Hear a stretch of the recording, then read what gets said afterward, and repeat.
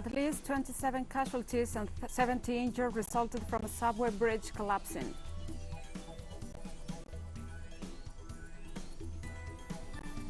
In Spain, voters are forming queues at polling stations during the regional elections in Madrid.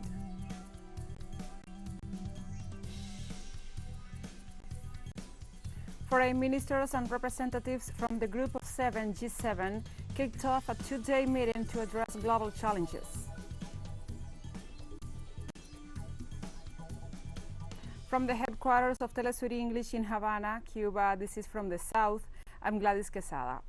On Tuesday, a bridge in Mexico City's subway collapsed, causing at least 27 deaths. According to the authorities, 70 people were injured. Rescue efforts continued by searching survivors that might be trapped. Mayor Claudia Sheinbaum said she didn't know if the people possibly trapped inside the car were alive.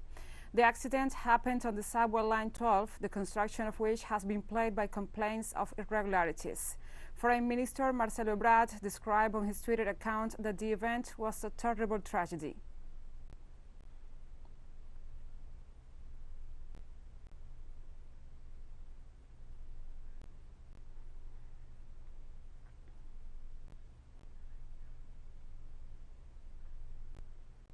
In Colombia, social and trade union movements have stressed they will continue to mobilize against the neoliberal policies of the government of Iván Duque. Human rights organizations have denounced the violent acts of state security forces against anti-government protesters. Thousands have been killed, injured, and detained in the repression reported over the past few days in several Colombian cities, although the exact numbers are not known.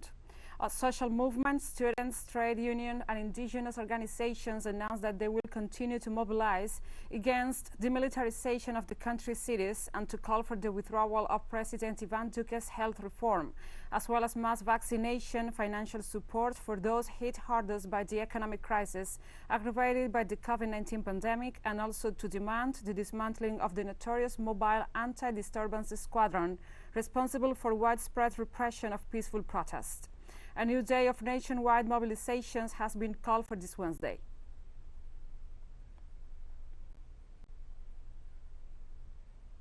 The mayor of Palmira, Oscar Eduardo Escobar, made a statement regarding the number of people injured in repressive acts by state security forces against the demonstrators rejecting President Iván Duque's neoliberal package.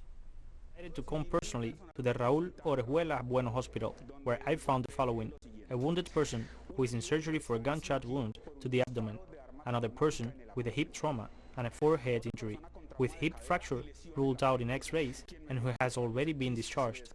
We have another person wounded in the forearm with a cut who has already been discharged. We have another wounded person with injuries to various parts of his body, including a gunshot in the back. Fortunately, he has also already been discharged. And we have another person wounded in the ankle, who is in another health institution of the municipality, that is, in the Santa Barbara Clinic.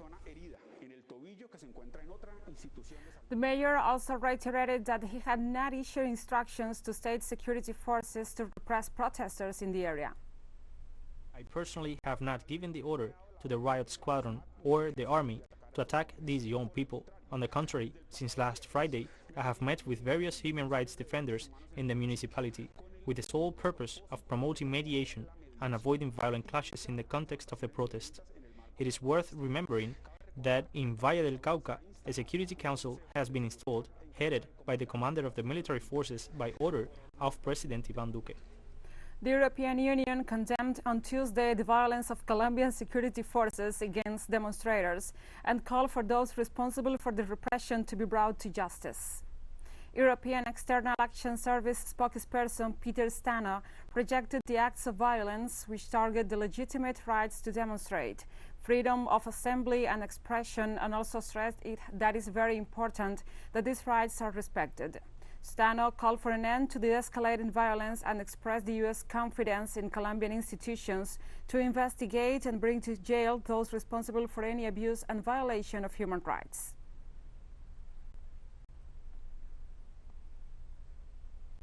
This Monday, members of the National Strike Committee in Colombia offered a press conference announcing their demands to the administration of President Iván Duque.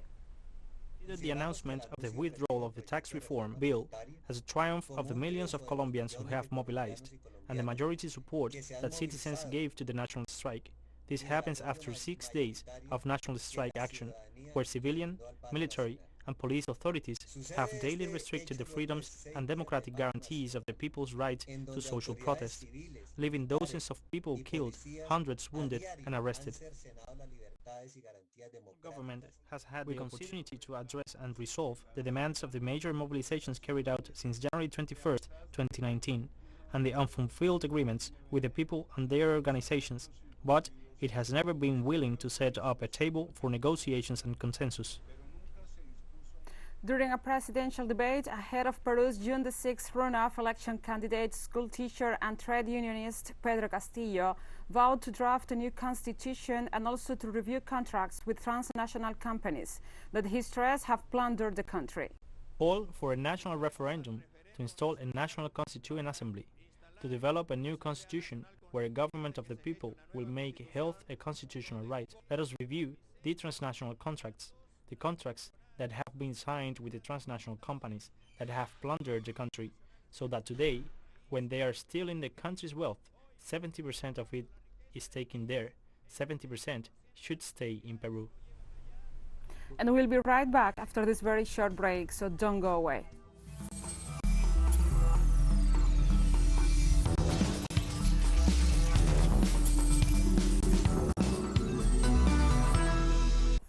The polling stations opened this Tuesday in the elections in Madrid, which in addition to deciding the new government of this region, are seen as a key elections for the whole of politics in Spain.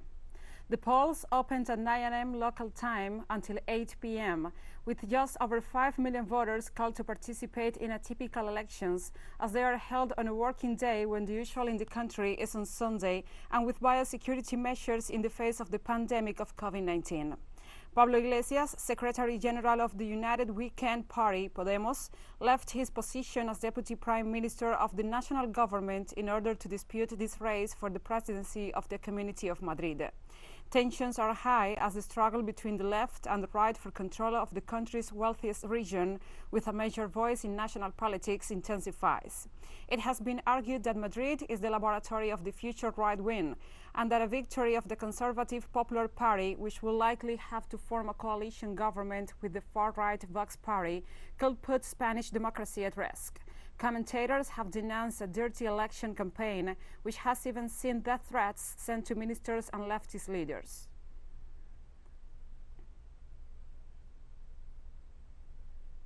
Isabel Díaz Ayuso, the right-wing incumbent leader of Madrid and representative of the Conservative Popular Party, voted during the regional polls. Ayuso has avoided tight COVID-19 restrictions on behalf of economy in the Spanish capital. For his part, the veteran politician and contestant for the Spanish Socialist Workers' Party, Ángel Gabilondo, also cast his vote during the regional elections, after having the support of Prime Minister Pedro Sánchez during his campaign. Gabilondo runs for the second time after he failed to secure Madrid's leadership in 2015 elections. Prime Minister Pedro Sánchez also voted.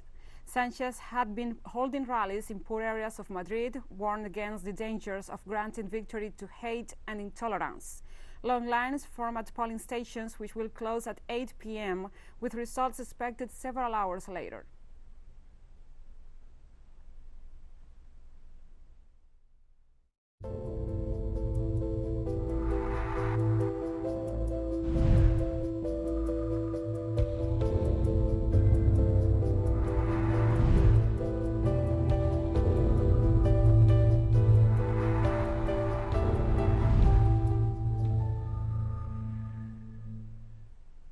And India crossed the 20 million mark on Tuesday during a second wave of COVID cases that has collapsed the healthcare system, pushed for new restrictions and prompted calls for the opposition for total confinement of the population. The country recorded about 357,000 new infections on Tuesday, according to the latest data from the Indian Health Ministry, bringing the total number of cases since the start of the pandemic to 20.2 million.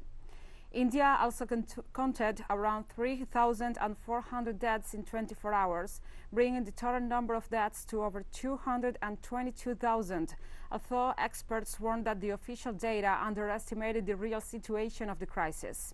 India has administered 158 million vaccine doses so far, although the pace has slowed down, and in the last 24 hours, the country vaccinated some 1.7 million people.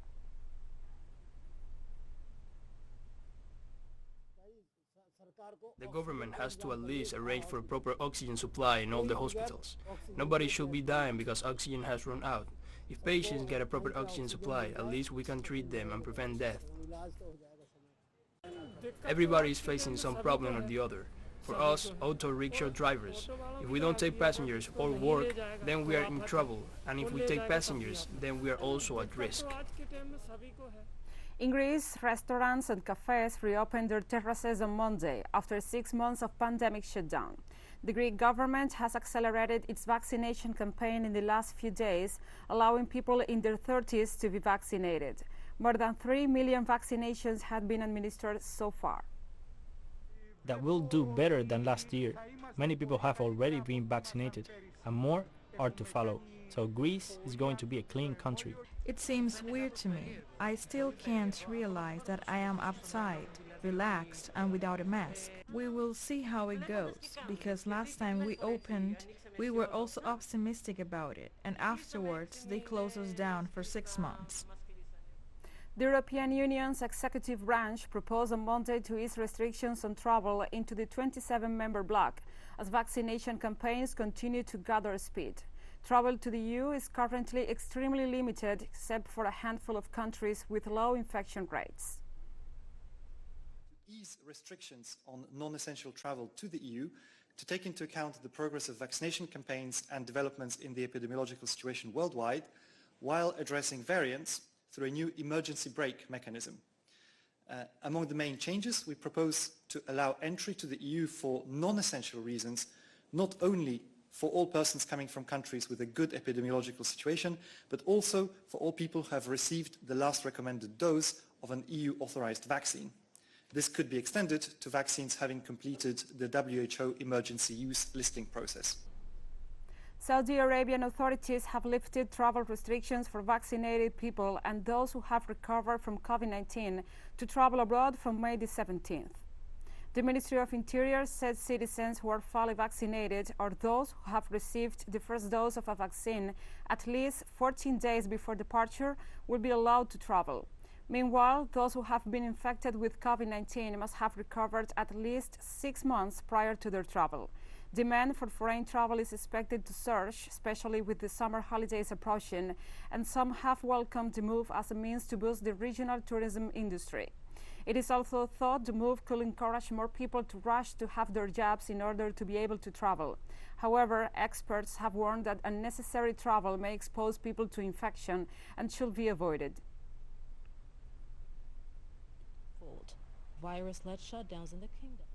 Yasuo Mori, Deputy Executive Director of Tokyo's 2020 Games Operations Bureau, explained some of the various restrictions planned for foreign athletes competing in the Olympic Marathon, which will be held in Japan's northern city of Sapporo.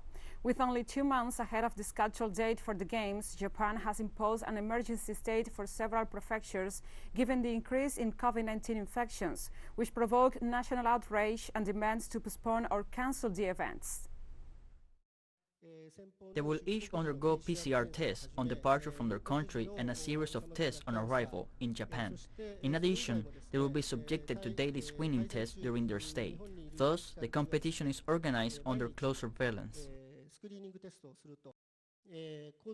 Foreign athletes will not use public transports, and in principle they will not be meeting members of the public. Their movements will be under stringent regulations. And we have more stories coming up after a final short break, so stay with us.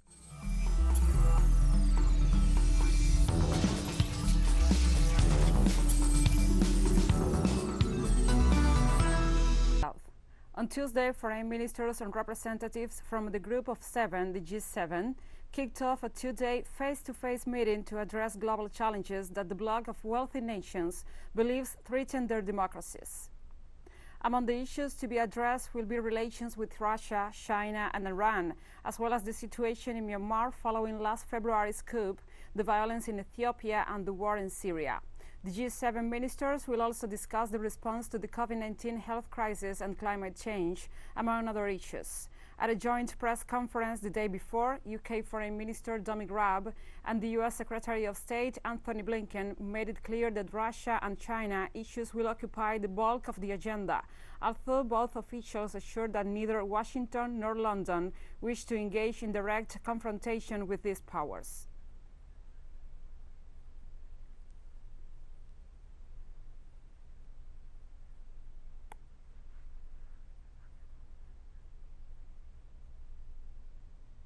On Monday, the Supreme Constitutional Court of Syria announced the acceptance of 3 of the 51 applications to stand in the presidential elections scheduled for May 26. The announcement marks the beginning of a new phase of the electoral process, which started on April 19th. Our correspondent Hisham Wanos has the details. The Supreme Constitutional Court of Syria, in its initial ruling, authorized the candidacy of Bashar al-Assad, along with 2 others, to stand for president of the country in the upcoming elections. The other applications were denied because they did not meet the constitutional and legal requirements. Those whose applications have been denied have the right to file an appeal to the Supreme Constitutional Court within 3 days from Tuesday, May the 4th, and the current decision is preliminary and not final, and does not entitle the accepted applicants to start their election campaigns before announcing the final list after the appeals have been answered. After the end of the period of submitting and receiving responses to any appeals, the top judicial body will announce its final decision on the accepted candidates and set the date for the start of their election campaigns. Syrians inside and outside the country are called upon to fulfill their constitutional duty and right to elect the right person to lead them in the current circumstances of terrorist and economic war facing their homeland. There are parties that try to discredit the democratic development of these elections and seek to undermine their holding. Yet the decision is down to Syrians themselves and will always be. And despite all the challenges, Syrians are determined to continue with this process and to participate and fulfill their duty and right to elect the right person who will represent their aspirations and be their partner in building the future of Syria. Citizens have the opportunity to choose among the approved candidates, and this represents a patriotic responsibility, a duty and a constitutional right that citizens must fulfill by participating in the voting on the date scheduled, to define the future of their country after long years of war. We are confident that these elections will be a real turning point in the history of Syria. Meanwhile, the Western campaign to undermine the legitimacy of these elections continues. Syrians denounce the unacceptable interference in the country's internal affairs. They consider that the presidential elections constitute a political triumph that complements the victories of their national army in the fight against foreign terrorism and prove their determination to rebuild their country, define its future, and preserve its sovereignty, independence, and territorial integrity. teleSUR, Damascus, Syria.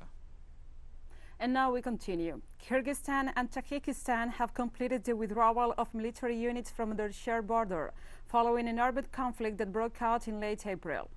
A spokesperson for the Kyrgyzstan Border Service said the situation was stable, without any registered incidents or exchange of fire during the night. The Joint Commission, formed by representatives of defense ministers of both countries, continues working to resolve the dispute. The dispute surrounding the Galvani water facility, which each side considers as part of its territory, escalated on April 28th after clashes between residents of the 2 countries' border areas. The ancient challenge left dozens of people dead and injured on both sides before a ceasefire was declared. The 2 countries agreed to withdraw troops and military equipment from the area.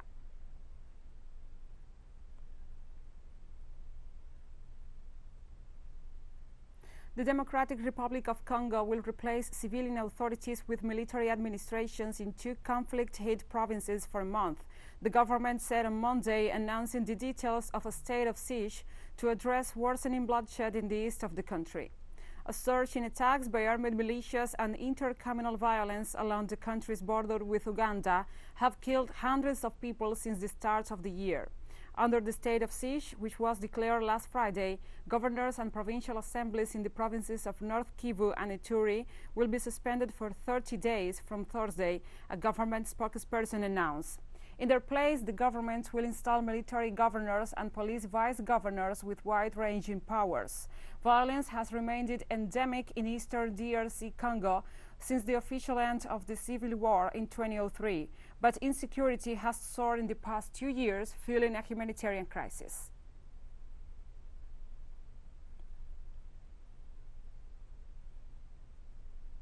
Six months since the outbreak of the conflict between the Ethiopian armed forces and the Tigray People's Liberation Front, more than 1.7 million children and adults have been displaced in the northern Ethiopian region. They are in need of urgent support, including access to food for malnourished children, as well as shelter, health care, mental health support, clean water and sanitation services. Of 2020, there's been ongoing conflict in the Tigray region. The ongoing conflict is having a significant impact on families and their children. There is a lack of access to food and to water, as well as ongoing destruction of healthcare facilities and educational facilities. At the moment, the needs on the ground are huge, and what we're seeing is not enough funding to support the services that are required to reach children and their families. So a lot of the healthcare facilities in Tigray are not functioning at the moment. They've been damaged due to the conflict and have had a lot of stores and equipment looted.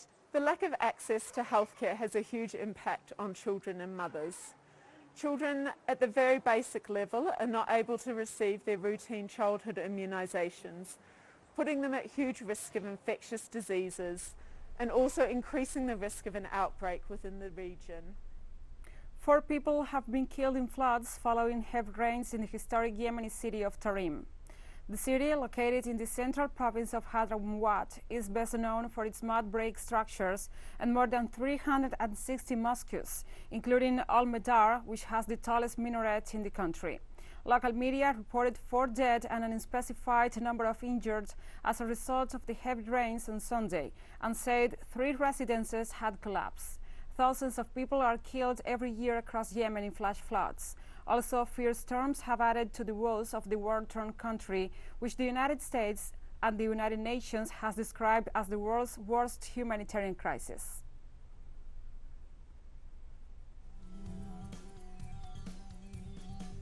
And we have come to the end of this news brief, but remember, you can find these and many other stories on our website at telesurenglish.net. And also, if you feel so inclined, please join us on social media. We are on Facebook, Twitter, Instagram, and Telegram. For TeleSUR English, I'm Gladys Quesada. Thank you for watching.